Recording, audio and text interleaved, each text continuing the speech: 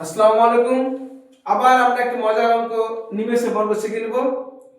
এই যে আমরা দেখতে পাচ্ছি 9 যদি থাকে, শুধু যদি 9 থাকে, জটা 9 থাকবে তার থেকে একটা কম 9। জটা 9 থাকবে তার থেকে একটা কম 9।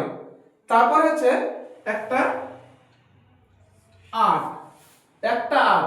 তারপরে জটা 9 দিব তটা নিচে না, তারপরে একটা 0, তারপরে একটা 1। একইভাবে 9 কটা হবে? দুটা 9, একটা 8, দুটা 0, একটা 1। কটা 9? তিনটা 9, একটা 8, তিনটা 0, একটা 1। কটা 9? চারটা 9, একটা 8, চারটা 0, একটা 1। এটা কত হবে তোমরা কমেন্টে জানাও।